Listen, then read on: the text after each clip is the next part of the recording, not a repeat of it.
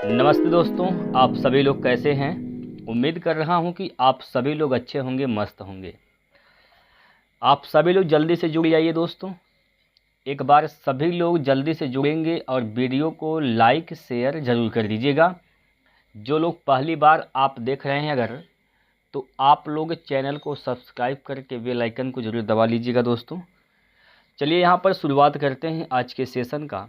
एक बार आप लोगों को बता दूँ कि मैं दोस्तों ग्रुप डी के लिए मैथ का प्रैक्टिस करा रहा था, जिसमें दोस्तों यहाँ पर रुक्मिणी प्रकाशन का जो किताब आता है द प्लेटफॉर्म, उसी किताब से वॉल्यूम 2 से सारे के सारे प्रश्न लिए गए हैं और जितने भी प्रश्न हैं सभी के सभी PYQ हैं, यानी प्रीवियस ईयर क्वेश्चन हैं।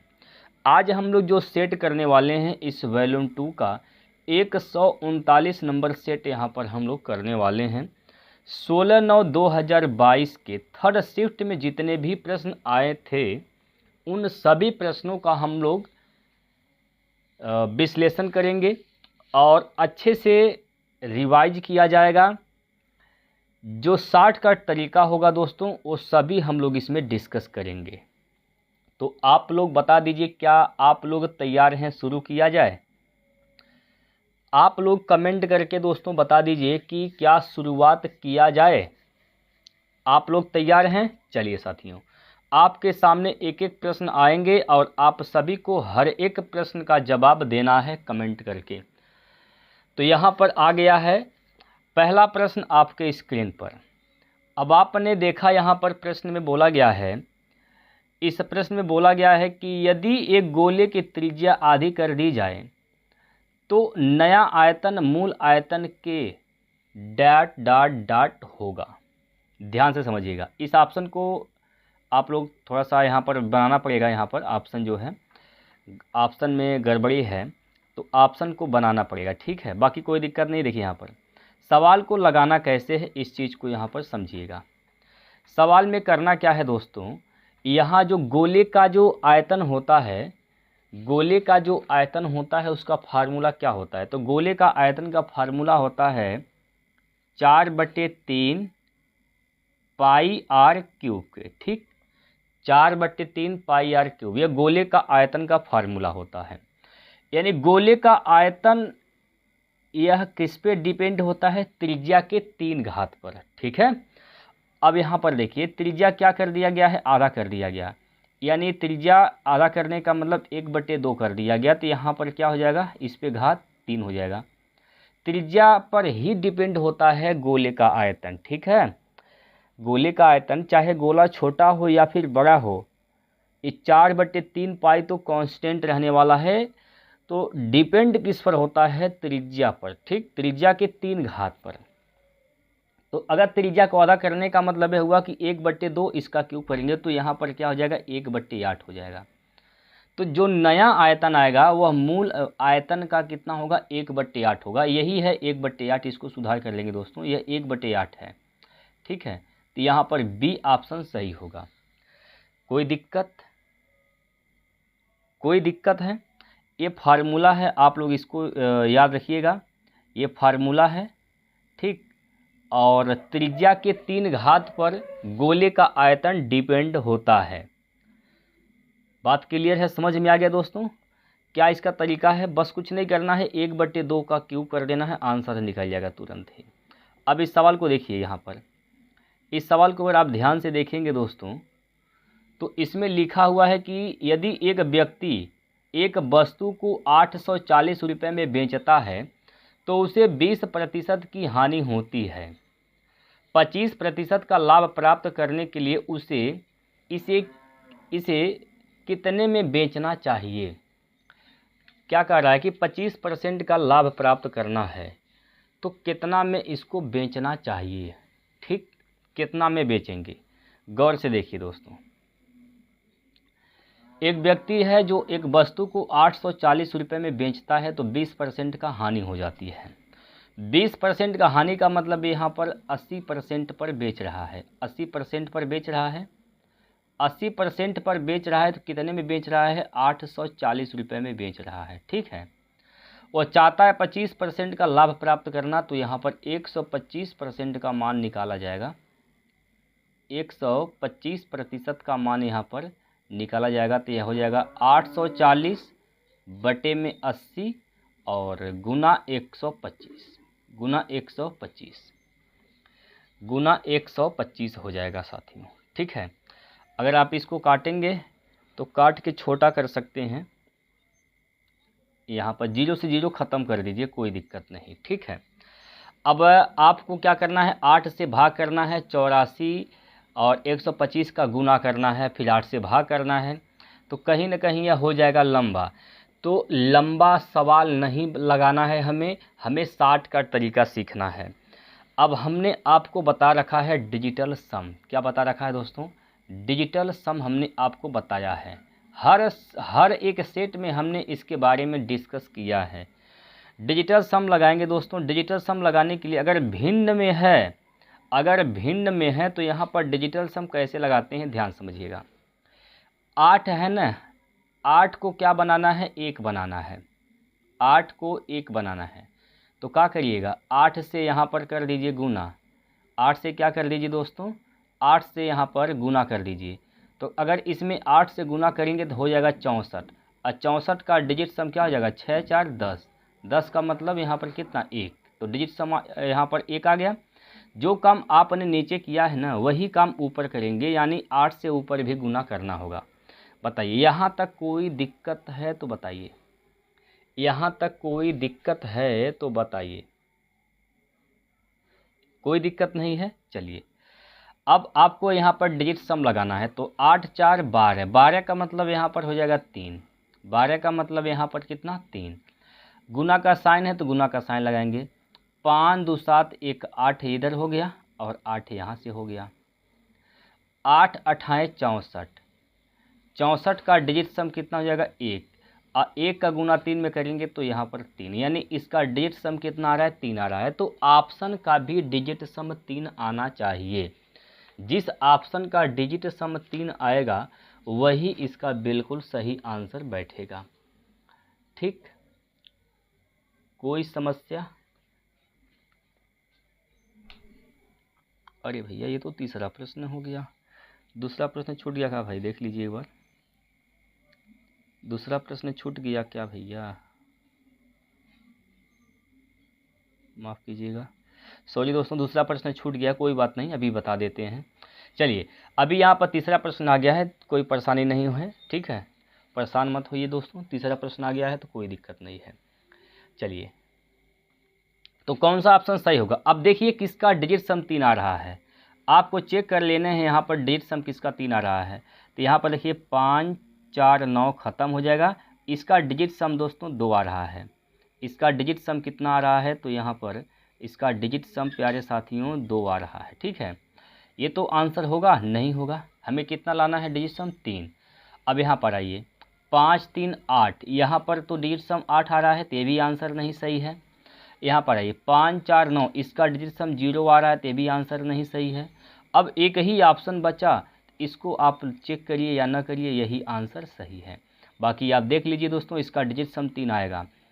5 4 9 ख़त्म, बचा कितना, 3। तो इसका डिजिट सम 3 आ जाएगा। तो डी ऑप्शन इसका सही है। उम्मीद कर रहा हूं कि आप लोगों को डिजिटल सम के बारे में अच्छे से जानकारी हो गया होगा। अगर आपके सामने बहुत बड़े बड़े कैलकुलेशन आ जाते हैं दोस्तों, तो आप तुरंत वहां पर डिजिटल सम लगाइए। ठीक है, चलिए भाई, दूसरा प्रश्न छूट गया था, दूसरे प्रश्न पर चलते हैं।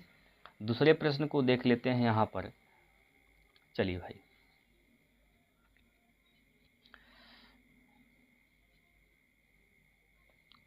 थोड़ा सा दोस्तों सिस्टम में गड़बड़ी आ गया है ना, इसलिए सही से काम नहीं कर रहा है। चलिए भाई, यहाँ पर दूसरा प्रश्न, ये रहा दूसरा प्रश्न। अब पहले आप लोग इसको पढ़िए। द्विघात समीकरण यहाँ पर दिया एक्स स्क्वायर, ओए भाई, x square plus x minus 2 बराबर 0। सवाल यहाँ पर इस प्रकार से है, सवाल मैं लिख दे रहा हूँ, सवाल यहाँ पर गलत टाइप हो गया है। ये सवाल इस प्रकार से है, x square plus x minus 2 plus x minus 2 बराबर 0। सवाल ये है। अब इसके मूल ज्ञात करने हैं। इसके मूल ज्ञात करने भैया, कौन सा मूल इसका सही होगा। या तो आप ऑप्शंस लगाइए भैया, ऑप्शन से चेक कर सकते हैं। अब यक्स ये इसके दोनों मूल दिए गए हैं। अब बारी बारी से चेक कर लीजिए किस ऑप्शन को रखने पर 0 के बराबर आ जा रहा है। या तो एक तरीका हो ये हो गया, या फिर एक तरीका और मैं बता रहा हूँ, ध्यान से समझिएगा। एकदम शॉर्टकट तरीका मैं बता रहा हूँ दोस्तों, एकदम शॉर्टकट तरीका बता रहा हूँ, ध्यान से आप लोग समझिए। यहाँ पर करना क्या है, यहाँ पर आपको 2 का गुना कर देना है। यहाँ पर एक्स स्क्वायर के गुणांक में यहाँ पर 1 है, तो 2 का गुना करेंगे 1 में, तो यहाँ पर क्या हो जाएगा, 2 1 कम 2, क्या माइनस का 2 आएगा यहाँ पर। ठीक है, माइनस का 2 आएगा। माइनस का क्या आएगा दोस्तों, माइनस का 2 ही आएगा। ठीक है, चलिए माइनस का, इसको 2 भाग में ऐसे तोड़ेंगे आप लोग। इसको 2 भाग में ऐसे तोड़ देना है कि अगर गुना कर दें तो माइनस का 2 आए, ये माइनस 2 आएगा ना, माइनस 2 आए। अगर हम दोनों को घटा दें तो क्या आना चाहिए, 1 आना चाहिए। ठीक है, प्लस का 1 आना चाहिए। तो यहाँ पर हम कह सकते हैं 2 माइनस 1 कर देते हैं, 2 माइनस 1 कर देंगे। 2 माइनस 1 करेंगे तो क्या होगा, 2 माइनस 1 करेंगे भैया तो क्या हो जाएगा, अगर दोनों को, या फिर ऐसे लिख सकते हैं, इसमें कोई दिक्कत नहीं, इधर उधर लिख सकते हैं, -1 और 2 लिख सकते हैं। अगर दोनों का गुना करेंगे तो 2 1 कम 2, माइनस का 2 आ जाएगा। अगर दोनों को अगर घटाएंगे दोस्तों, अरे भाई घटाना है ना, माफ़ कीजिए दोस्तों,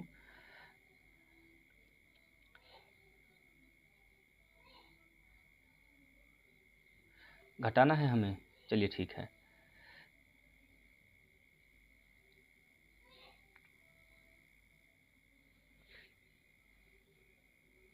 देखिए, तो इसको हम लिख सकते हैं, क्या लिख सकते हैं हम लोग, इसको 2 1 कम 2 लिख सकते हैं। गुना करेंगे तो हमें माइनस का 2 लाना है, तो माइनस का 2 आ गया। ठीक है, माइनस का 2 आ जाएगा। और साथ ही साथ यहाँ पर हमें क्या करना है, अगर यहाँ पर जोड़ेंगे तो हमें कितना लाना चाहिए था, 1 आना चाहिए था, प्लस का 1 भी आ जाएगा।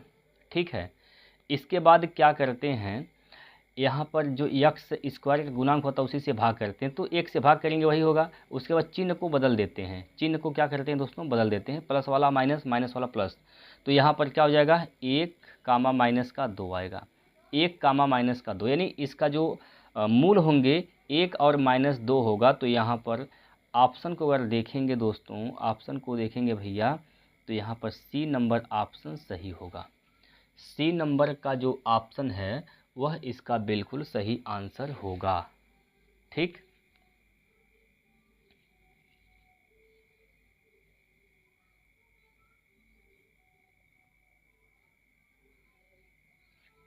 कोई दिक्कत बताइए, इसमें कोई दिक्कत आप लोगों को समझने में। अगर नहीं समझ पा रहे हैं तो आप दोस्तों यहाँ से ऑप्शन से भी लगा सकते हैं ना, मूल आप चेक कर लीजिए। सी नंबर ऑप्शन को रखते हैं, यक्स का मान एक बार 1 रखेंगे तो 0 आएगा, यक्स का मान एक बार -2 रखेंगे तब पर भी क्या आएगा, 0 आएगा। ठीक है, दोनों ही कंडीशन में दोनों मूल रखते हैं तो 0 ही देगा। ठीक है, कोई समस्या बताइए, कोई समस्या है अगर तो आप लोग बता सकते हैं, पूछ सकते हैं। ठीक है, चलिए आगे,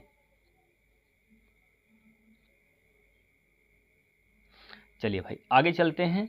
तीसरा तो हो गया है, अब आइए चौथे प्रश्न पर। चौथा क्वेश्चन यहाँ पर देखिए, चौथा प्रश्न यहाँ पर देखिए आप लोग। इस प्रश्न में कहा गया है यहाँ पर, निम्नांकित पाई चार्ट में एक रेसिपी के सभी सामग्रियों का प्रतिशत दर्शाया गया है। नीला भाग आटा को निरूपित करता है, लाल भाग चीनी को निरूपित करता है, हरा भाग काजू को निरूपित करता है और बैंगनी भाग बादाम को निरूपित करता है। पाई चार्ट का अध्ययन कीजिए और उसके आधार पर पूछे गए प्रश्नों का उत्तर दीजिए। यहाँ पर सब डाटा दिया गया है। यह आटा का है, यहाँ पर मैं हाईलाइट कर दे रहा हूँ, यह आटा है, अच्छा, यहाँ पर नीला भाग आटा है। चलिए जो कलर है वही कलर से मैं यहाँ पर ये नीला भाग जो है आटे का है, ठीक है, ये आटा हो गया। और क्या कहा है भैया, लाल भाग चीनी। तो चलिए लाल यहाँ पर कलर ले रहा हूँ मैं, लाल भाग चीनी। ये लाल जो भाग है ये किसका है, तो ये चीनी का हो जाएगा। और क्या कहा गया है, हरा भाग काजू। हरा भाग, हरा हरा हरा, हरा वाला भाग किसका है, तो यहाँ पर हरा वाला भाग ये हो गया, ये क्या हो गया, काजू हो गया। और क्या दिया गया है, बैगनी भाग किसका दिया गया है, तो बादाम का दिया गया है। बैगनी किसको माना जाए, चलिए इसको बैगनी मान ले रहा हूँ कि ये बैगनी है, ये किसका है, बादाम का है, ठीक है। अब प्रश्न पर आते हैं, अध्ययन करिए, प्रश्न का अध्ययन करिए, प्रश्न को पढ़िए। यदि इन सभी सामग्रियों के अंतिम मिश्रण का वजन 3,50,000 ग्राम के 2 गुने के बराबर है तो आटे और बादाम के वजनों का अंतर कितना होगा। आटा और बादाम के वजन का अंतर पूछा गया है। इन सभी सामग्रियों के अंतिम मिश्रण का वजन कितना है, 3,50,000 के 2 गुना। तो यहाँ पर मैं कह सकता हूँ भैया, जो टोटल सामग्री का वजन है वो कितना परसेंट होता है, 100% होता है। तो 100% का मान कितना दे रखा है, 3,50,000, इसका 2 गुना, इसका 2 गुना, इसका 2 गुना हो गया, ठीक है। तो आटे और बादाम के वजन का अंतर पूछा गया है। आटा और बादाम के वजन का अंतर बताइए। आटा और बादाम का, ठीक है, आटा का ये हो गया और बादाम का ये हो गया, दोनों का अंतर कितना हो जाएगा, 40। तो आपको 40% का मान निकालना है। 40% का मान निकालेंगे तो यहाँ से 3,50,000 गुणे 2 हो जाएगा, अब बटे में 100 गुणे 40, गुणे यहाँ पर कितना हो जाएगा, 40 हो जाएगा, ठीक है। चलिए यहाँ से 2 जीरो से ये 2 जीरो कैंसिल हो जाएंगे। 4 दूनी 8 है, 8 का गुना करिए यहाँ पर, तो यहाँ पर 3 जीरो तो आएगा। 8 पंचे 40 की जीरो हासिल का 4, 8 3 24, 24 4 28, 2,80,000। तो डी ऑप्शन इसका सही हो जाएगा, 2,80,000, 2,80,000 ग्राम यानी डी ऑप्शन। चलिए आगे अगला प्रश्न, अगला जो प्रश्न है वह प्रश्न नंबर आपके सामने है। प्रश्न नंबर क्यों नहीं आ रहा भाई, ये 8 कहाँ से आ गया,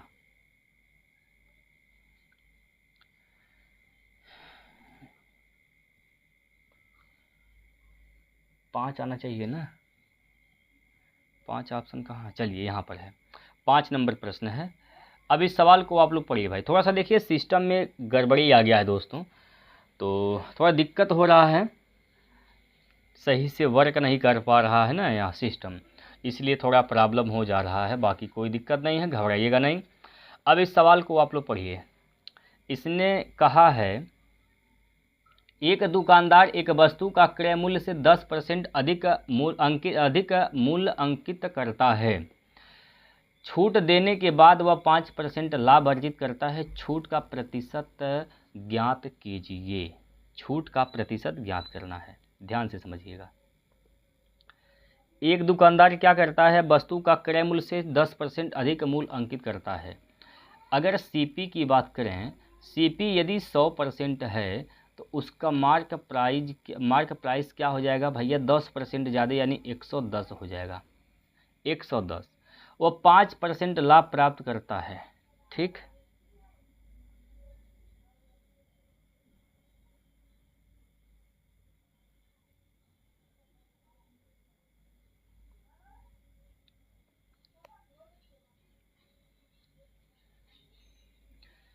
छूट देने के बाद भी वह 5% का लाभ प्राप्त करता है।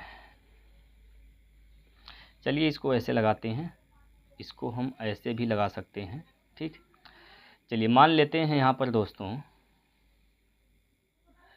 यहाँ पर 10% का मतलब 1/10, CP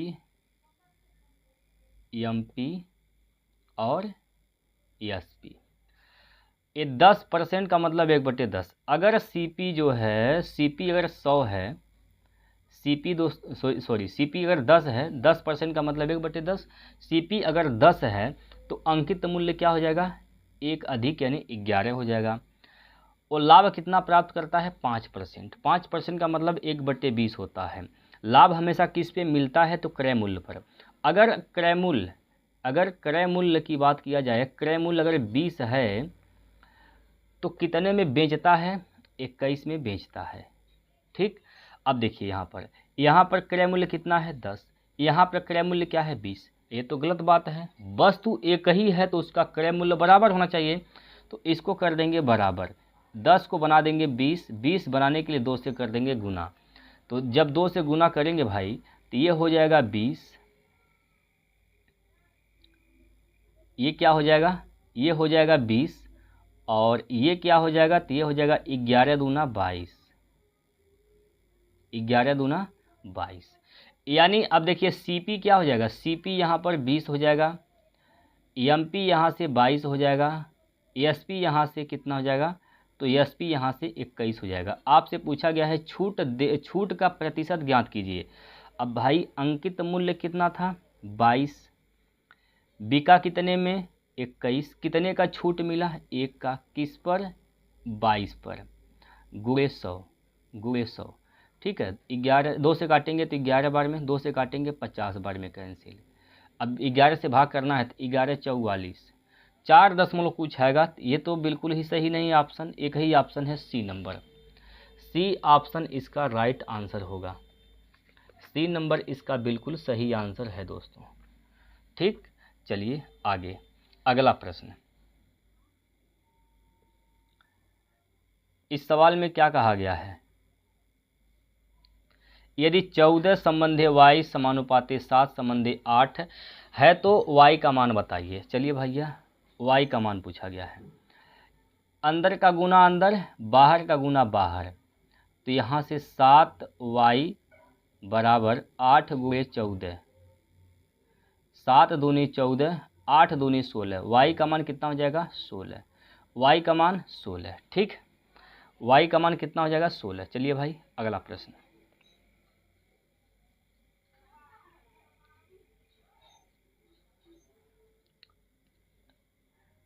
अगला प्रश्न है 7 नंबर, लगाइए इसको। आप लोग कमेंट करके बताइए कि आप लोगों को सवाल समझ में आ रहा है या फिर नहीं समझ पा रहे हैं।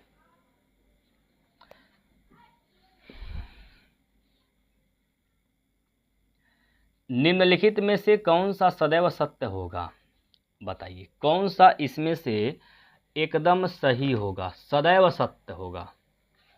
सदैव सत्य कौन सा होगा,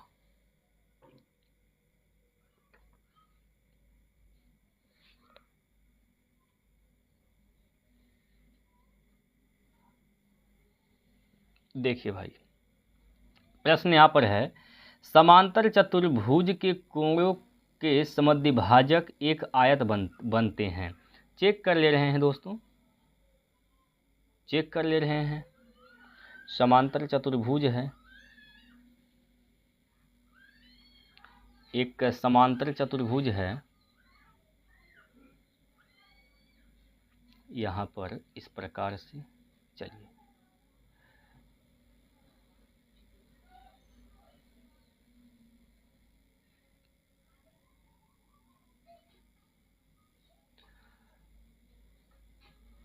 क्या बोला गया है, कोणों के समद्विभाजक एक आयत बनते हैं।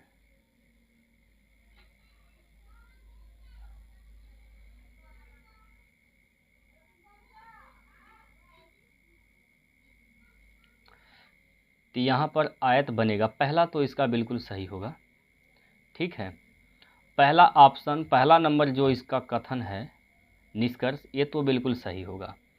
अब यहाँ पर दूसरा बोला गया, समांतर चतुर्भुज एक समलंब चतुर्भुज होता है, ये भी बात बिल्कुल सही है। ठीक, समचतुर्भुज के विकर्ण समान होते हैं, नहीं भाई, समचतुर्भुज के विकर्ण दोनों ही अलग अलग होते हैं। तो पहला और दूसरा इसका राइट आंसर है, यानी C ऑप्शन।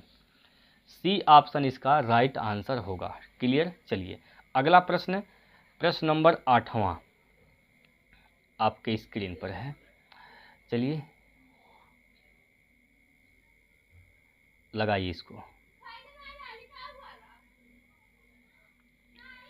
एक मानचित्र पर दो बिंदुओं के बीच की दूरी 5 सेंटीमीटर है। मानचित्र का पैमाना 1/40 कितना है? 1/4 लाख है। उन दोनों बिंदुओं के बीच वास्तविक दूरी कितनी है? किलोमीटर में बता दीजिए कितना होगा। किलोमीटर में बताना है। अब देखिए भाई, 1 सेंटीमीटर में क्या होता है? 1 सेंटीमीटर में दोस्तों, 1 सेंटीमीटर में कितना किलोमीटर होता है? तो 1 सेंटीमीटर पे 10 पर -5 घात 10 पे -5 किलोमीटर होता है 1 सेंटीमीटर में। ठीक, 1 सेंटीमीटर में कितना किलोमीटर? तो 1 सेंटीमीटर में दोस्तों 10 पे घात -5 किलोमीटर के बराबर होता है। ठीक, कोई दिक्कत? बोलिए। तो यहाँ पर क्या हो जाएगा? 4 लाख, ये 4 लाख बटे ये 1 है ना, तो ये हो जाएगा कितना? 1 लाख।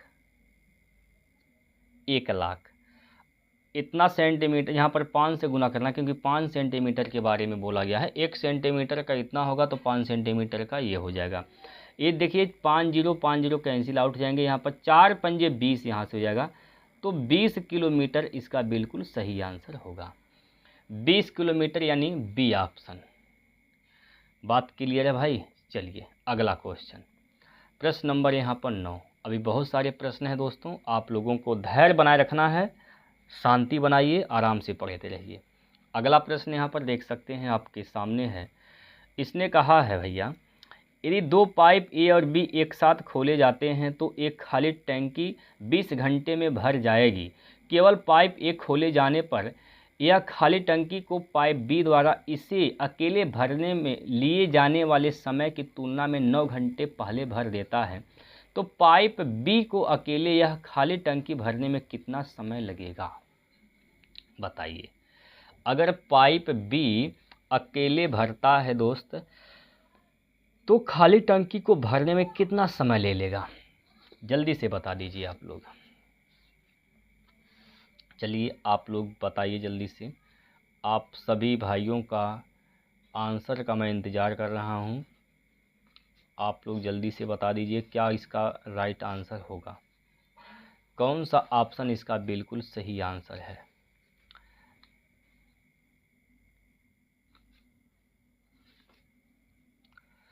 बताइए।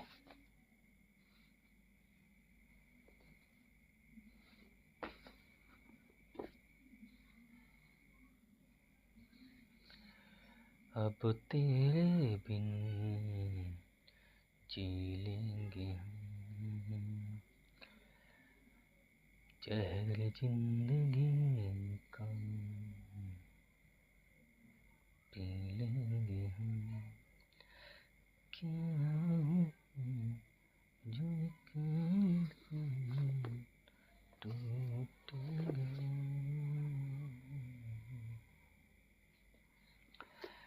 आप लोगों का आंसर आया भाई? बताइए, आप लोगों का आंसर आ गया कि नहीं आया?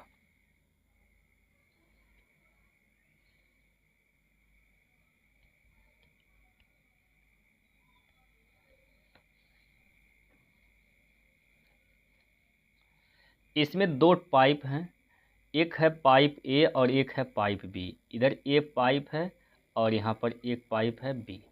ठीक, यदि दोनों पाइप ए और बी एक साथ खोले जाते हैं तो एक खाली टंकी को 20 घंटे में भर जाएगी। अगर दोनों को एक साथ खोल देते हैं तो एक खाली टंकी को भरते हैं तो ये 20 घंटे में भर जाती है। यहाँ तक कोई दिक्कत? कोई दिक्कत नहीं है।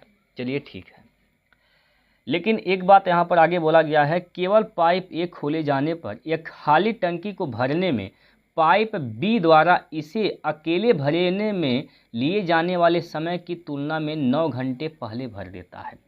अगर मैं कह दूं कि भैया बी जो है वह 45 घंटे में भरता है, 45 घंटे में अगर बी भरता है तो ये 9 घंटा पहले भर देता है, ये जो है 9 घंटा पहले भर देता है, तो 45 में से 9 घटा दीजिए तो क्या हो जाएगा 36।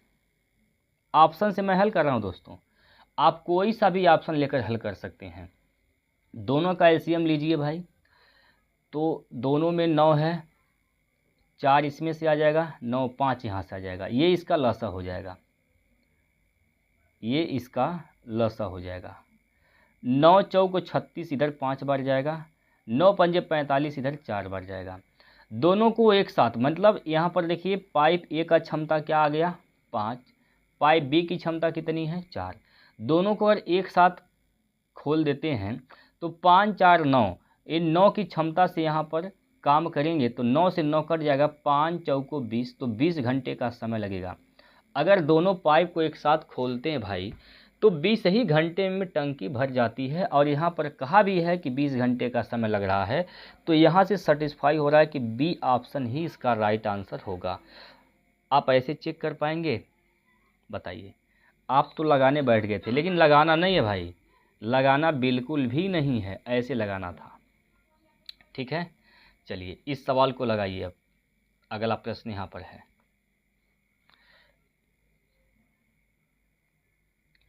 सबसे पहले आप इस छोटे कोष्ठक को हल करिएगा, जो आएगा फिर इसको हल करिएगा, भाग दीजिएगा, फिर ऐसे ऐसे करके इसको हल करिएगा ऐसे। तो आप लोग कमेंट करके बताएंगे इसका आंसर क्या होगा, आप लोग कमेंट करके बताइएगा इसका आंसर क्या होगा। हर एक सवाल नहीं बताएंगे दोस्तों, जो सवाल आपसे बनने लायक है वो सवाल आप लोग खुद लगाइएगा। ठीक है, चलिए अगला प्रश्न है यहाँ पर 11 नंबर।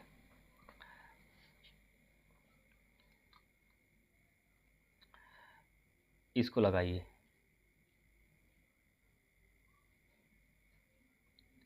एक व्यक्ति अपनी मासिक आय का खर्च करता है, अरे भैया ये तो सवाल लग रहा अधूरा है।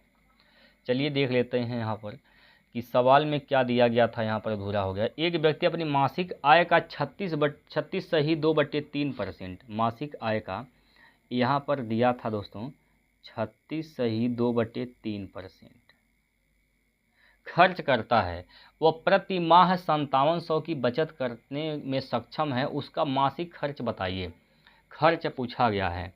36 सही 2/3 का मतलब क्या होता है? 36 सही 2/3 का मतलब भिन्न में कितना होता है? तो इसको भिन्न में बदलिए भाई। 36 सही 2/3 को अगर भिन्न में बदलेंगे तो 36 3 छक 18 के 8 हासिल करें, 3 3 का 9 1 10, 36 यहाँ 108 प्लस 2 यानी 110 यहाँ पर हो जाएगा। 110 बटे में कितना होगा यहाँ पर 300, यानी 11 बटे कितना हो जाएगा 30, 11/30। यानी अगर उसकी आय था 30 तो कितना खर्चा करता है 11 खर्चा कर देता है। बात क्लियर है, समझ पा रहे हैं नहीं आप? अगर वह 30 कमाता है, उसकी आय अगर 30 है तो खर्चा कितना करता है दोस्त? तो खर्चा करता है 11। आपसे क्या पूछा गया है? उसकी मासिक खर्च। 11 अनुपात का मान निकालना है, 11 अनुपात का मान निकालना है तो 1100 ऑप्शन कटना चाहिए। क्या 6300 11 से कटेगा? नहीं, ये 3300 ऐसा ऑप्शन है जो 11 से कटेगा, यही इसका बिल्कुल सही आंसर होगा। समझ पाए आप लोग? कमेंट करके बताइए। सवाल को लगाना नहीं, कुछ नहीं करना मेरे दोस्त, आपको 11 का मल्टीपल चेक कर लेना है। अगर हाँ 1 से 2 ऑप्शन मिल रहे हैं तब आपको लगाना है, तब पर भी लगा लेंगे। प्रति माह इतने का बचत करता है, कमाता है इतना, खर्चा करता है इतना, बचाता कितना है? तो देखिए 30 में से 11 घटा दीजिए। 30 में से अगर 11 घटाएंगे तो यहाँ पर 30 में से अगर 11 घटाएंगे तो कितना बचेगा यहाँ पर 19। तो 19 अनुपात क्या करता है? बचाता है। 19 का मान 5700, 1 का मान 300, तो 11 का मान 11 से गुना 11 3 3300। ठीक, तो इस प्रकार से लगा लेंगे। लेकिन आपको क्या करना है? चेक कर लेना है कि कौन सा ऑप्शन 11 का मल्टीपल यानी 11 से कौन सा ऑप्शन कट रहा है। चलिए अगला प्रश्न।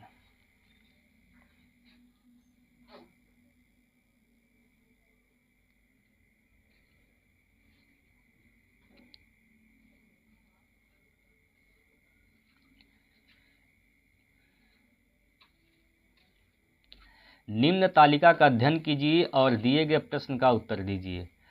कक्षा 10 के 41 विद्यार्थियों को गणित में प्राप्त अंक तालिका में प्रदर्शित है। यहाँ पर देखिए सारा दिया गया है।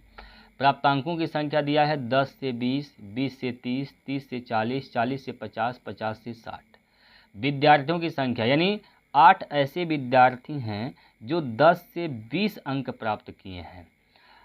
7 ऐसे विद्यार्थी हैं जो 30 से 40 के बीच में अंक प्राप्त किए हैं, और 6 ऐसे विद्यार्थी हैं जो 30 से 40 के बीच में अंक प्राप्त किए हैं, और 11 ऐसे विद्यार्थी हैं जो 40 से 50 अंक प्राप्त किए हैं। वहीं पर 9 ऐसे विद्यार्थी हैं जो 50 से 60 अंक प्राप्त किए हैं। अब प्रश्न यहाँ पर है, देखिए प्रश्न यहाँ पर दिया गया है।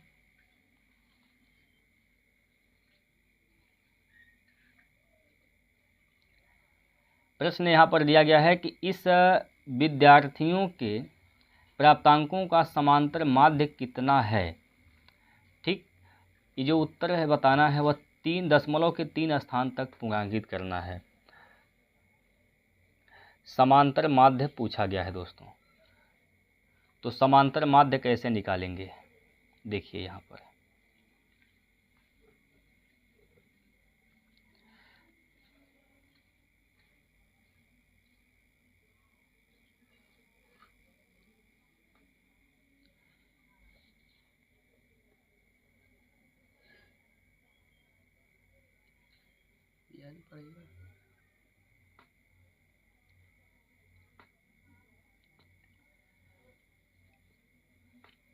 देखिए यहाँ पर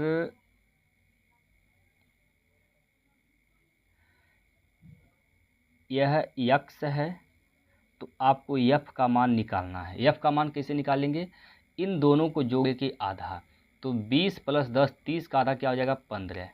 ठीक, यहाँ पर 30 20 50 का आधा हो जाएगा 25, और यहाँ से 70 का आधा 35, और यहाँ पर हो जाएगा 90 का आधा 45। उसी प्रकार यहाँ पर कितना हो जाएगा 55। ठीक, ये हो जाएगा 55। अब आपको क्या करना है, यहाँ से f(x) का मान निकालना है। f(x) का मान, f है x का मान निकाल देंगे। f(x) का मतलब f का गुना x में, तो 15/120। यहाँ पर देखिए दोस्तों 120 यहाँ से हो गया, 25 7 175 यहाँ पर हो गया 175, और 35 गुना 6 में 6 पंजे 30, और 6 त्रिक 18 3 21, 210 यहाँ से आ गया। 11 का गुना 45 में, तो यहाँ पर 5 4 9, और 495 इधर हो गया, और 55 का 9 में, तो 9 5 45 के 5 4 9 5 45, और 4 क्या हो जाएगा 49, यानी 495। हमें क्या निकालना है, तो समांतर माध्य निकालना है। समांतर माध्य निकालने के लिए क्या करते हैं, सभी पदों का योग बट्टे सभी पदों की संख्या। तो आपको क्या करना है, इन सभी को जोड़ देना है। सबको जोड़ेंगे भाई, सबको जोड़िए। यहाँ पर सबको जोड़ेंगे तो क्या होगा, सबको जोड़ेंगे तो सबको जब जोड़िएगा तो यहाँ पर 1495 आ जाएगा। कितना आएगा 1495। 1495 बटे कितने यहाँ पर टोटल संख्याएं हैं, तो यहाँ पर 41 विद्यार्थी हैं, तो 41 यहाँ पर संख्या हो जाएगा।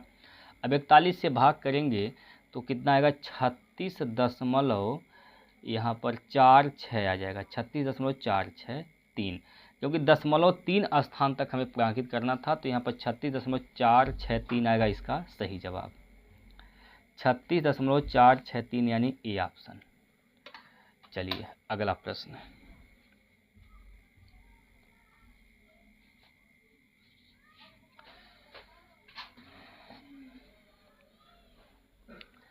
अब यहाँ से बोला गया है कि निकटतम लगभग मान दर्शाता है। निकटतम लगभग मान बताना है। तो जब निकटतम लगभग मान पूछे तो कैसे निकालना है, देखिए यहाँ पर ये लगभग क्या है 28 है, यहाँ पर गुना का साइन है, स्टार का मतलब गुना है 4, और ये प्लस है। ये लगभग क्या है दोस्तों 4 है, लगभग 4 है। एक गुना क्या हो जाएगा 5, माइनस ये हो जाएगा 18 भागा 2 प्लस 1, 2 से भाग करेंगे तो 9 बार में जाएगा। 5 चौको 20 यहाँ से हो गया माइनस प्लस 1 और यहाँ से क्या हो जाएगा प्लस का 4 8 32 हासिल का 3 और 4 दूनी 8 3 11 112 ये हो गया। अब यहाँ पर 112 और 20 कितना हो जाएगा 132, 132 प्लस 1 यानी 133 यहाँ से हो जाएगा। इसमें से 9 घटा दीजिए, 13 में से 9 गया तो 4 बचेगा, यहाँ से 2 और 1 यानी 124 इसका आंसर होगा। 124 सी ऑप्शन। ठीक, चलिए अगला प्रश्न।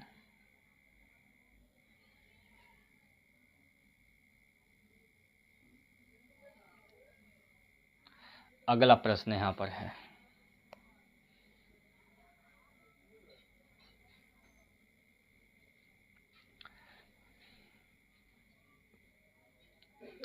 इसमें यक्स का मान निकालना है। यक्स का मान निकालना है। यहाँ पर चिन्ह किसका, बीच में चिन्ह किसका है, 1 मिनट। अच्छा कुछ नहीं चिन्ह है तो गुना का चिन्ह है। यहाँ पर कुछ नहीं है तो क्या है, गुना का चिन्ह है, क्योंकि अगर 2 कोष्टक इस प्रकार से हैं तो यहाँ पर क्या होता है, गुना का चिन्ह होता है। ठीक, तो देखिए यहाँ से ये 25 बट्टे में क्या है, तो 25 बट्टे में 9, इस पे घात कितने हैं, तो यहाँ पर यक्स प्लस का 1 हो जाएगा इंटू यहाँ पर कितना होगा, यहाँ पर क्या हो जाएगा,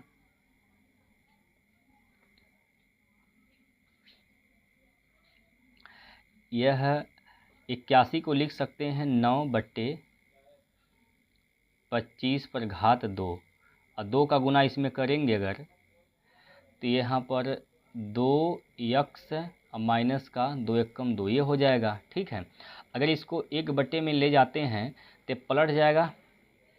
ठीक, अगर 1 बट्टे में करेंगे दोस्तों, जैसे मान लीजिए अगर यहाँ पर यक्स 1 बट्टे यक्स है तो इसको अगर इन्वर्स में करते हैं तो 1 बट्टे 1 पर माइनस 1 हो जाएगा पलटेंगे तो। ठीक है, अगर यक्स पे माइनस 1 है तो इसको जब पलटते हैं तो यह 1 बट्टे यक्स हो जाता है। अब यही रूल यहाँ पर लगाना है, इसमें यही रूल लगाएंगे तो यहाँ पर क्या हो जाएगा, ये हो जाएगा 25 बट्टे में 9 पर घात कितना, माइनस का 2 यक्स और प्लस का ये 2 हो जाएगा। ठीक, तो यहाँ पर इसको हटाइए और यहाँ पर इसको लगाइए तो यहाँ पर कितना हो जाएगा, इंटू 25 बट्टे 9 पर घात कितना, माइनस का 2 यक्स और प्लस का 2 ये होगा। ठीक, और बराबर में जो दिया है उसको लिख दीजिए भाई, 9 बट्टे 25 दिया गया है। अच्छा 9 बट्टे 25 दिया गया है तो 9 बट्टे 25 के रूप में ही चेंज कर दे रहे हैं। 9 बट्टे 25 दिया गया है ना, तो 9 बट्टे 25 के रूप में ही इसको चेंज कर दे रहे हैं। देखिए यहाँ पर 9 बट्टे 25 के फॉर्म में चेंज कर रहे हैं, इसको ध्यान से समझिएगा। तो यहाँ पर 9 बट्टे 25 लिखेंगे, अगर आप ये 9 बट्टे 25 लिखेंगे तो ये घात माइनस में चला जाएगा तो ये माइनस का यक्स हो जाएगा और माइनस का 1 हो जाएगा, और ये 9 बट्टे 25 पर घात कितना हो जाएगा, तो 2 यक्स माइनस का 2 बराबर 9 बट्टे 25। अब देखिए ये दोनों आधार बराबर है तो घात आधार बराबर है तो गुना करें तो घात जुटेगा। तो यहाँ पर लिख सकते हैं 9 बट्टे 25 पर घात माइनस का यक्स माइनस 1 प्लस का 2 यक्स और माइनस का 2 बराबर 9 बट्टे 25। ठीक, आधार बराबर तो घात बराबर, तो यहाँ से 2 यक्स में से 1 यक्स गया तो यहाँ पर लिख दे रहे हैं यक्स और माइनस 2 माइनस 1 तो माइनस का क्या हो जाएगा 3 बराबर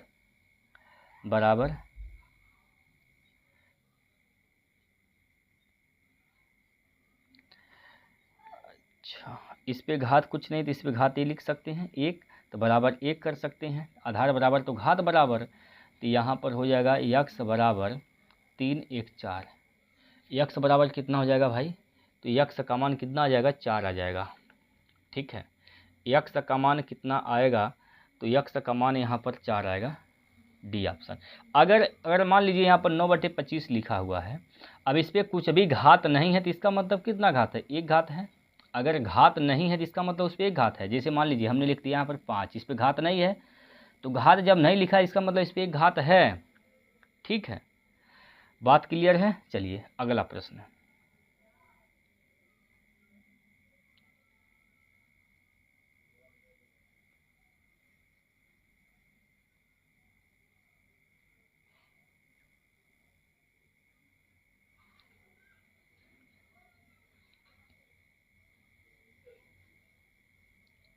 दो अंकों वाली संख्या, सवाल, एक मिनट, सवाल में लगता है कुछ गलती है यहाँ पर।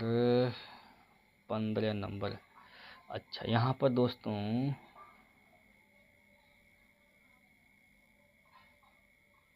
ये 2 न होकर क्या है, जेड है।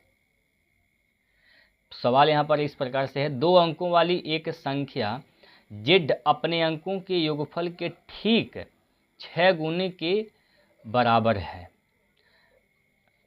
देखिए पहला कंडीशन यहाँ बोला है कि दो अंकों की एक संख्या है, उनके अंकों का जो योगफल है, अंकों का योगफल के ठीक 6 गुने के बराबर है। तब पहला ऑप्शन अगर सही मानते हैं, पहला ऑप्शन को अगर सही माना जा रहा है तो पहला ऑप्शन यहाँ पर अंकों का योग करिए, यहाँ पर 9 हो जाएगा। 9 का 6 गुना करेंगे तो यहाँ पर इसके बराबर आना चाहिए, तो 9 छक्का 54 आएगा दोस्तों। बराबर आ रहा है, नहीं आ रहा है, 45 के बराबर नहीं आ रहा है, पहला ऑप्शन नहीं सही होगा। अब यहाँ पर आइए, 9 छक सॉरी दोस्तों 54 है यहाँ पर ना, तो यहाँ पर 9 हो जाएगा, 5 4 9 हो जाएगा। इसका 6 गुना करेंगे तो 9 छक्का 54 यहाँ पर आ रहा है। ये बताइए बराबर है कि नहीं, ये 54 बराबर है, तो यहाँ पर बी ऑप्शन सही होगा। लेकिन आगे अगला कंडीशन, तथा मूल संख्या जेड, मूल संख्या जेड और जेड के अंकों को उलट देने पर संख्या का अंतर 9 है। चलिए भाई दूसरा कंडीशन भी सेटिस्फाई होना चाहिए, तो दूसरा कंडीशन भी सेटिस्फाई करना है। तो जो मूल संख्या जेड है, ये 54 है, जेड के अंकों को उलट दें। चलिए ये 54 है, अंकों को उलट देंगे तो ये क्या हो जाएगा, 45 हो जाएगा, 45। तो इनका अंतर कितना आना चाहिए, इनका अंतर 9 आना चाहिए। देखते हैं 9 आएगा कि नहीं। 14 में से 5 गया तो 9, अंतर भी 9 आ रहा है, तो यहाँ पर बी ऑप्शन सही हो जाएगा। बी ऑप्शन इसका बिल्कुल सही आंसर होगा दोस्त। ठीक है, दोनों ही कंडीशन यहाँ पर सेटिस्फाई हो रहा है, तो इसलिए बी ऑप्शन ठीक है। अगला प्रश्न 16वां।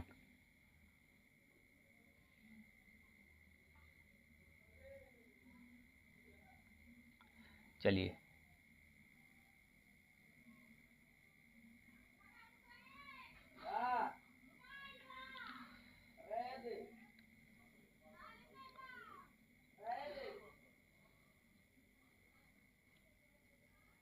बोला गया है, सह अभाज्य संख्याओं के समुच्चय का महत्तम समापवर्तक के बराबर होता है। सह अभाज्य अगर संख्याएं हैं तो उनका जो महत्तम होता है दोस्तों, सह अभाज्य संख्याओं का मौसम सदैव एक होता है। क्या होता है, सदैव एक होता है। ए ऑप्शन इसका सही है। सह अभाज्य संख्याओं का महत्तम सदैव एक होता है। ठीक, लेकिन अगर लसा का बात किया जाए, एलसीएम, सह अभाज्य संख्याओं का एलसीएम क्या होता है, उन्हीं का गुणनफल होता है। उन संख्याओं का क्या होता है, गुणनफल होता है। अगर मौसव का बात करेंगे सह अभाज्य संख्या का, तो सदैव एक होता है। अगर लसा का बात करेंगे तो उन्हीं दोनों संख्याओं का गुणनफल ही लसा होता है। मौसव एक, गुणनफल होता है उनका लसा। ठीक है, चलिए अगला प्रश्न।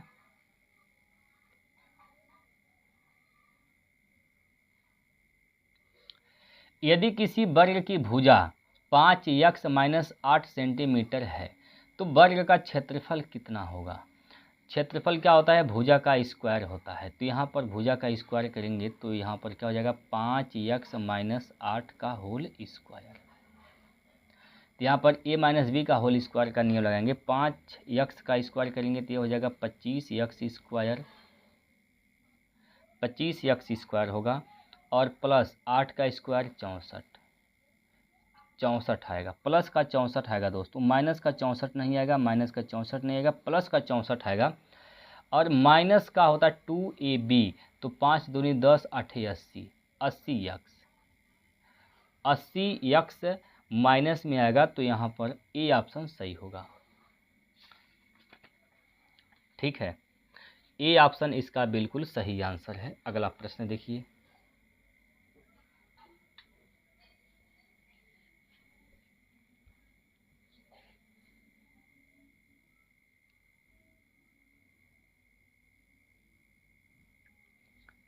दो संख्याओं का लघुत्तम समापवर्तक 588 है।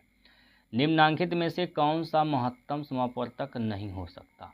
देखिए, दो संख्याओं का लघुत्तम समापवर्तक उन्हीं दोनों संख्याओं के महत्तम समापवर्तक से सदैव विभाजित होता है।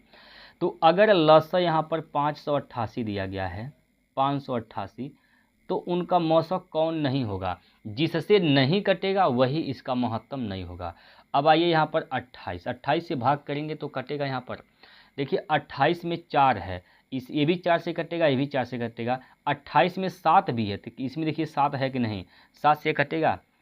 7 8 56, 2 7 चौक 28, इससे तो कटेगा नहीं। 88 तो इसका मौसम है 35, 7 पंजे 35। भाई इसमें 35 में 7 है, इसमें भी 7 है, 35 में 5 भी है, लेकिन इसमें 5 नहीं है।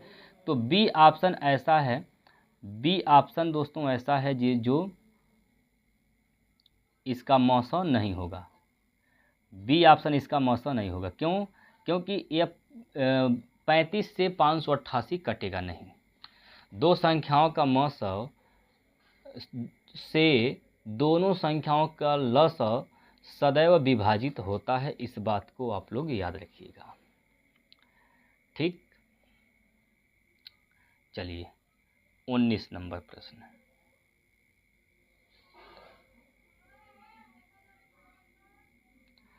यदि 3 सेंटीमीटर आधार वाले एक त्रिभुज का क्षेत्रफल 4 सेंटीमीटर है तो इसकी संगत ऊंचाई बताइए। त्रिभुज का क्षेत्रफल क्या होता है? 1/2 बेस इंटू हाइट, ये होता है। त्रिभुज का क्षेत्रफल कितना है? 4, तो यहाँ पर 4 दिया है, 4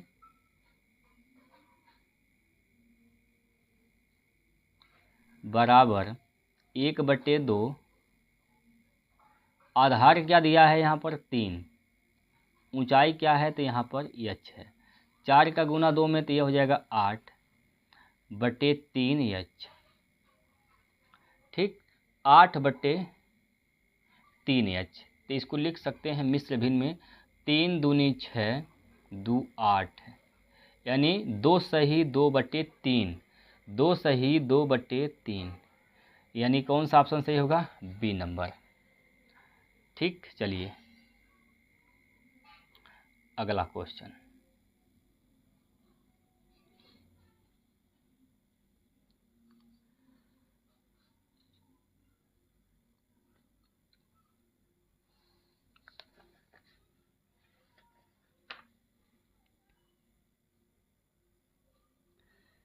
पढ़िए भाई सवाल को पहले।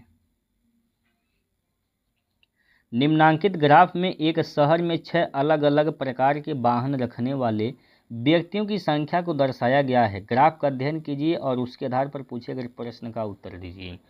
अब यहाँ पर देखिए कार के लिए क्या बोला गया है। कार के लिए यहाँ पर 35, ये वाला कार का हिस्सा है। साइकिल के लिए यहाँ पर ये वाला हिस्सा हो जाएगा, और बाइक के लिए ये वाला हिस्सा है। स्कूटर वाला दोस्तों ये वाला है, और रिक्शा के लिए ये वाला है, और वहीं पर ऑटो के लिए ये वाला हो जाएगा 5। ठीक है, सभी के सभी यहाँ पर दिए गए हैं डाटा। प्रश्न में यहाँ पर क्या कहा गया है?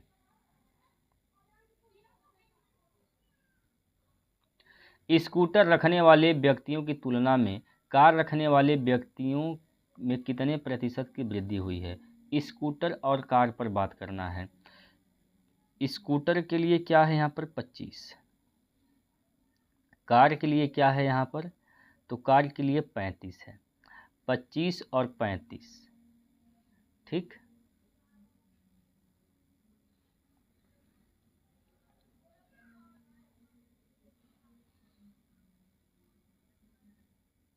देखिए कहाँ गया भाई? स्कूटर रखने वाले व्यक्तियों की तुलना में, यहाँ पर स्कूटर हो जाएगा, यहाँ पर कार हो जाएगा।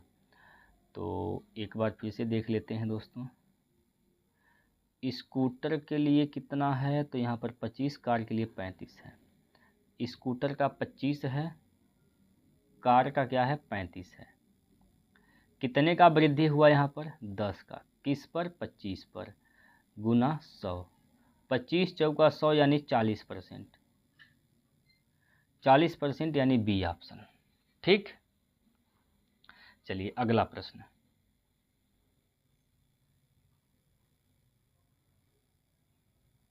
लगाइए भाई।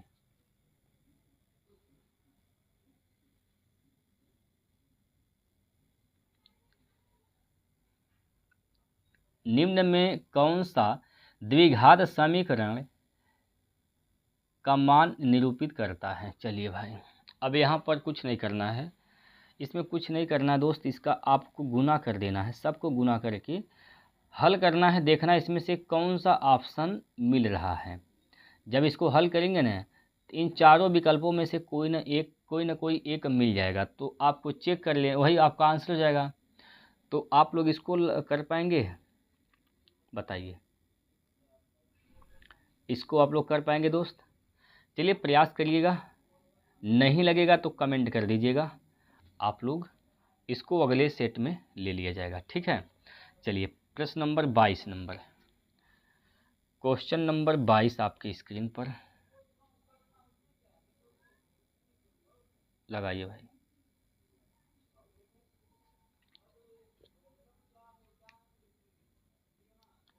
दो अंकों वाली एक संख्या के अंकों का योगफल 15 है। चलिए 9, 8, 17 चेक करते रहिए भाई, पहला कंडीशन जो बोला गया है उससे चेक करेंगे। तो 9, 8, 17 ये तो गलत है, 8, 7, 15 ये सही है, 7, 5, 12 गलत है, 7, 2, 9 खत्म। तो बी ही ऑप्शन ऐसा है जिनके योगफल क्या है 15 है। बाकी दूसरा कंडीशन या दूसरा कंडीशन जो भी है, यहाँ पर अंकों को आपस में बदल देने पर प्राप्त संख्या दी गई संख्या से 9 अधिक है। इसको चेक करने की आवश्यकता नहीं है, क्योंकि पहले ही कंडीशन में 3 ऑप्शन कट गए, एक ही ऑप्शन बचा। बाकी अगर आप चेक करना चाहते हैं भाई, तो अगर अंक बदलते हैं तो ये हो जाएगा 87, और ये कितना है 78, कितना अधिक है ये 9 अधिक है। चेक कर लीजिए 9 अधिक है क्या, तो 17 में से 8 गया तो 9, तो 9 तो अधिक हो रहा है। ठीक है, दूसरा जो कंडीशन दिया गया है उसको चेक करने की आवश्यकता नहीं है, पहले ही कंडीशन से आंसर निकल जा रहा है। चलिए अगला प्रश्न,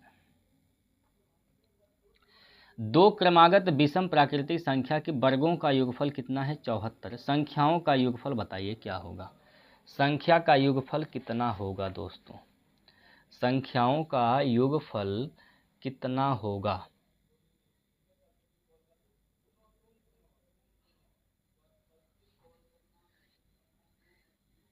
दो क्रमागत विषम संख्या के वर्ग का योगफल दिया गया है। मान लेते हैं पहला क्रमागत संख्या x, इसका वर्ग x स्क्वायर, दूसरा क्या हो जाएगा x प्लस 2 कर देंगे यहाँ पर, इसके वर्ग का वर्ग, और इनका योगफल कितना है 74 है।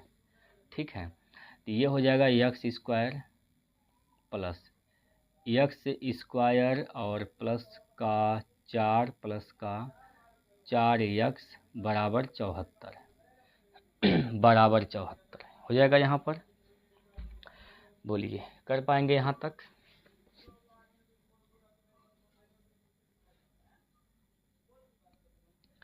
यहाँ तक कर लेंगे दोस्तों, इसके बाद यहाँ से एक यक्स मिल के 2x यहाँ पर हो जाएगा, प्लस का 4x बराबर कितना हो जाएगा 70, बराबर 70, या फिर बराबर को इधर लेकर जाएंगे 70 को, तो यहाँ पर हो जाएगा माइनस का 70 बराबर इधर 0। 70 का गुना करना है किस में, अच्छा इसमें कटेगा क्या, चलिए तो कट जाएगा ना, 2 कॉमन ले लेंगे दोस्तों, तो यहाँ पर x और प्लस का 2x माइनस का 35 होगा, 35 का गुना यहाँ पर स्क्वायर तो भूल गए। चलिए x स्क्वायर के गुणांक में करेंगे 35 का गुना, यहाँ पर 1 है तो 35 से कम 35, 35 से कम 35। 35 का ऐसा दो फैक्टर कर दीजिए कि गुना कर दें तो 35 आ जाए, लेकिन अगर दोनों को घटा दें तो 4 आना चाहिए। 5 साते 35। ओ भाई 5, अच्छा 4 नहीं दोस्तों, ये है ना, ये 2 आना चाहिए, 2 घटाने के बाद 2 आना चाहिए। तो 5 साते 35, 5 साते 35। तो एक पार्ट 7, एक पार्ट यहाँ पर 5 हो जाएगा। दोनों को घटाएंगे तो हमें क्या लाना है, प्लस का। प्लस का कितना लाना है, तो यहाँ पर प्लस का हमें लाना कितना है, प्लस का 2 लाना है ना घटाने पर। तो इसको आप कर दीजिए माइनस। ठीक, गुना कर देंगे तो माइनस का 35 आ जाएगा, और दोनों को अगर जोड़ते हैं तो प्लस का 2 भी आ जाएगा। ठीक, दोनों को अगर जोड़ेंगे तो प्लस का 2 भी आ जाएगा। तो अगला कंडीशन होता है यहाँ पर चिन्ह को बदलना, यहाँ पर माइनस कर देंगे, यहाँ पर प्लस कर देंगे। ठीक है, तो यानी यक्स का मान एक ठो -7 आएगा, एक ठो यक्स का मान 5 आ जाएगा प्लस का। ठीक, यहाँ तक कोई दिक्कत नहीं। अब आपको ये बताना है कि संख्याओं का योगफल क्या होगा, संख्याओं का योगफल क्या होगा। अब पहली संख्या यहाँ पर 5 का स्क्वायर, पहली संख्या ये है 5 का स्क्वायर, तो यहाँ पर 5 का स्क्वायर कर दीजिए, हो जाएगा 25, प्लस 5 + 2 7 का स्क्वायर, 7 7 49, यहाँ से हो जाएगा। अरे भाई क्या गलती हो रहा है क्या यहाँ पर, संख्याओं का योगफल ज्ञात कीजिए। अच्छा चलिए,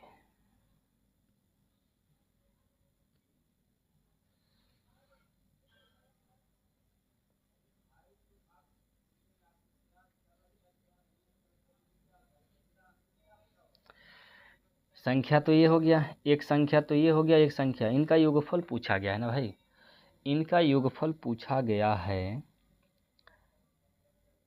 तो यहाँ से तो 7 हो जाएगा, और ये क्या हो जाएगा, 9 4 13, 13 7 तो 20 आ रहा है भाई, 13 7 तो 20 आ रहा है भाई, कहाँ गड़बड़ हो गया। संख्याओं का योगफल, एक संख्या यह, संख्याओं का योगफल बोला गया है, उनके संख्याओं के योगफल, एक मिनट दोस्तों देख लेते हैं, एक मिनट रुक जाइए भाई, घबराना नहीं है बिल्कुल भी।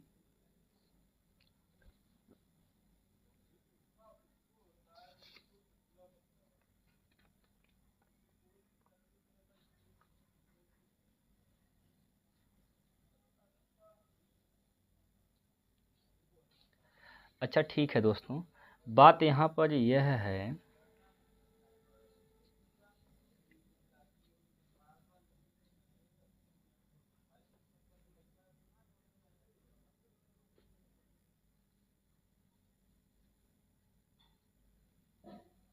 हमें संख्या का योगफल निकालना है ना दोस्तों। तो हमने यहाँ पर गलती ये कर दिया, हमने संख्या के वर्ग कर दिया, तो हमें केवल संख्या का योगफल निकालना है, माफ़ कीजिएगा थोड़ा दोस्तों, देखिए गलती हो जाती है। हालांकि दोस्तों देखिए, गलती करने वाले को इंसान कहते हैं, गलती ना करने वाले को तो भगवान कहते हैं। ठीक है, तो यहाँ पर देखिए संख्या हमारा यक्स है, एक संख्या हमारा यक्स + 2 है, तो यक्स का मतलब यहाँ पर 5 हो जाएगा, यक्स + 2 का मतलब 5 + 2 यानी 7 हो जाएगा। दोनों को अगर जोड़ देते हैं तो 5 और 7 क्या हो जाएगा, यहाँ पर 12। तो संख्याओं का जो योगफल आएगा वो 12 आएगा, तो यहाँ पर डी ऑप्शन सही होगा। हमने क्या किया था दोस्तों, हमने संख्या के वर्ग का योगफल हम निकाल रहे थे, तो यहाँ पर गलत आ रहा था। हमें केवल निकालना क्या है, संख्याओं का योगफल निकालना, ना कि वर्ग का। तो एक संख्या तो 5, दूसरी संख्या 7 हो जाएगा, दोनों का योगफल करेंगे, 7 5 12। अब बताइए कोई दिक्कत नहीं है। चलिए अगला क्वेश्चन यहाँ पर देखिए, 23 के बाद 24 नंबर। अब इस सवाल को अगर आप देखेंगे तो इसमें आपको करना क्या है, आपको इसमें मान रखना है, कास 45 का मान रखना है, सेक 30 का मान और कोसेक 30 का मान रखना है। तो आपको मान याद होना चाहिए, अगर मान याद नहीं है तो दोस्तों लग नहीं पाएगा, मान इसमें ज़रूरी है याद करना। चलिए कास 45 का मान क्या होता है, तो कास 45 का मान 1/2 में 2 होता है। ठीक, 1/2 में 2 होता है। सेक 30 का मान क्या होता है, 2/2 में 3 होता है। स्कूल के बट्टे कुल के बट्टे 2/3 में 3 होता है सेक 30 का मान, और प्लस कोसेक 30 का मान क्या होता है, कोसेक 30 का मान कितना होता है, तो मेरे दोस्त कोसेक 30 का मान होता है 2। कोसेक 30 का मान कितना होता है, तो 2 होता है। बस इसी को हल करना है। ये तो 1/2 में 2 आएगा, बट्टे नीचे क्या हो जाएगा, यहाँ से इधर हो जाएगा कितना, 2 प्लस का 2 में 3, अब बट्टे करड़ी में 3, ये होगा। बोलिए होगा कि नहीं होगा, होगा। तो यहाँ पर 1/करड़ी में 2 हो जाएगा, इंटू ये करड़ी में 3 चला जाएगा ऊपर, अब बट्टे नीचे क्या हो जाएगा, 2 प्लस का 2 में 3, इतना होगा। हल कर दीजिए इसको। हल करेंगे भाई तो क्या होगा, अगर हल कर देते हैं तो कितना हो जाएगा, ये तो हो जाएगा करड़ी में 3, ऊपर का गुना ऊपर, नीचे का नीचे करते हैं। इसका इसमें करेंगे तो ये 2 करड़ी में कितना हो जाएगा, 2 प्लस ये कितना हो जाएगा, 2 करड़ी में 6 हो जाएगा, 2 करड़ी में 6 हो जाएगा। ठीक है, अभी आप क्या कर सकते हैं,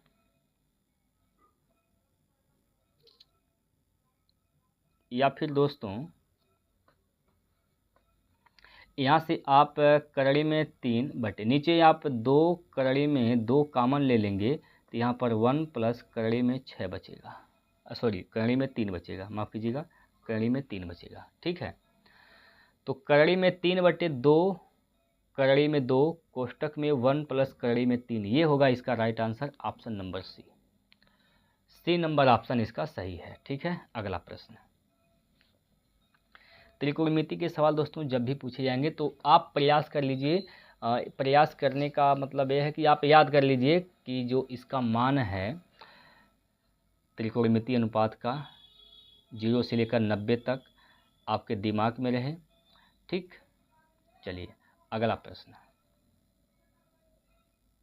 25 नंबर,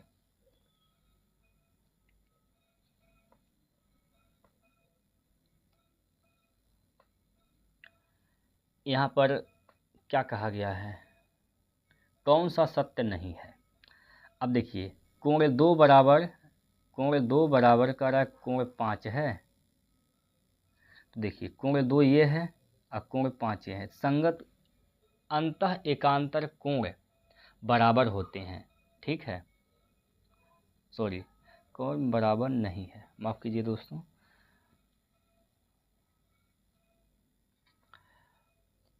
संगत कोण आपस में क्या होता है, बराबर। ठीक है, तो ये तो बराबर नहीं है, ये बराबर नहीं है, यही इसका राइट आंसर हो जाएगा। पहला ऑप्शन सही है। दूसरा देखिए बी वाला, कोण 1 बराबर कोण 5 है, कोण 1 जो है वो कोण 5 के बराबर है, संगत कोण बराबर होते हैं। उसी प्रकार 1 और 7 बराबर हो जाएंगे, 1 और 7 यहाँ पर एकांतर कोण यहाँ भी बराबर हो जाएगा, सभी बराबर होंगे, लेकिन ए ऑप्शन ऐसा है जो बराबर नहीं होगा। ठीक है, चलिए अगला क्वेश्चन,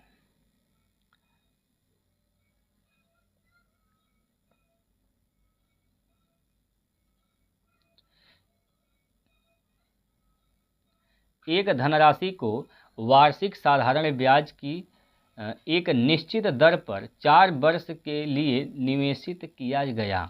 यदि वार्षिक साधारण ब्याज 2% अधिक होती तो इन 4 वर्षों में निवेशित धनराशि पर 640 रुपये अधिक ब्याज मिला होता। निवेशित धनराशि ज्ञात करना है। चलिए भाई, निवेशित धनराशि आपको बताना है।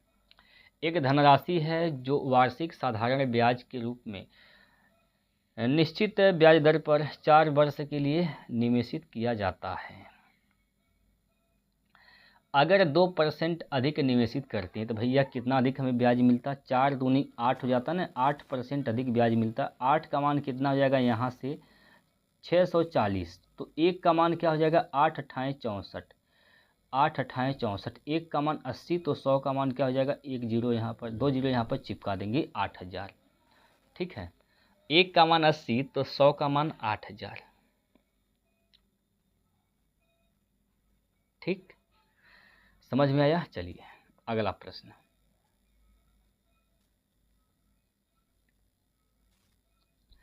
यदि एक बंटन का माध्य इतना है, माध्यिका इतना है, तो बंटन का बहुलक ज्ञात कीजिए।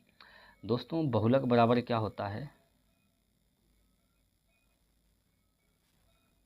बहुलक बराबर होता है क्या चीज़? 3 माध्यिका माइनस 2 माध्य।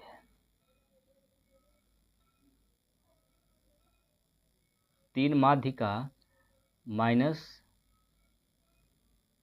2 माध्य। चलिए 3 माध्यिका 11 3 33 ये हो जाएगा। 2 माध्य, 2 का गुना करेंगे, 2 3 6, 2 7 14, 1 2 8 16, 1 17 ये हो जाएगा। घटाइए यहाँ पर, आप घटा दीजिए कितना? 18। तो 13 में से 8 गया तो यहाँ पर 5 बचेगा, 2 में से 1 गया तो 1, 15 बचेगा। आपको 18 नहीं घटाना था, आपने कितना ज़्यादा घटा दिया है, तो आपने यहाँ पर 54 ज़्यादा घटा दिया है, तो 54 यहाँ पर वापस जोड़ दीजिए। 15.4 आएगा, सॉरी 15.54, बी ऑप्शन 15.54 इसका राइट आंसर है। अगला प्रश्न, ये है लास्ट प्रश्न, प्रश्न नंबर 28। करिए भाई सब लोग। अब यहाँ बोला गया है कि 23/11 को इसकी आवर्ती दशमलव के रूप में परिवर्तित कीजिए। तो यहाँ पर क्या करेंगे आप? 23 में क्या करेंगे आप? यहाँ पर 11 से भाग करेंगे, ठीक है, 11 से भाग करेंगे तो 11 दूना 22, 1 बचेगा, दशमलव लगाएंगे, हो जाएगा यहाँ पर 11, ठीक है। भाग जाएगा नहीं, एक जीरो लगाएंगे, वापस यहाँ पर जीरो बढ़ाए थे ना दोस्तों, वापस एक जीरो बढ़ा देंगे, 11 9 99 हो जाएगा, 11 9 99, फिर 1 बचेगा, 9 बचेगा यहाँ पर, 99 1 बचेगा यहाँ पर। भाग जाएगा नहीं, यहाँ पर जीरो, फिर यहाँ पर जीरो देंगे, फिर एक जीरो यहाँ बढ़ाएंगे, तो 11 9 99, तो ये कितना होगा? यही होगा 2.09090909 बार बार आएगा। तो आप इसको लिख सकते हैं 2.09 पर बार, क्योंकि 0909 बार बार आ रहा है, तो ये आवर्ती दशमलव के रूप में लिख सकते हैं। कैसे? 2.09 यानी सी ऑप्शन, ठीक। अब बताइए, यहाँ पर 28 प्रश्न हम लोगों ने किया। अब 28 प्रश्नों में से ऐसे कितने प्रश्न हैं जो आप लोग नहीं बना पाए हैं? पहले आप लोग अपना स्कोर बताइए क्या है। 28 में से आपका क्या स्कोर रहा, आप लोग कमेंट करके बताइए।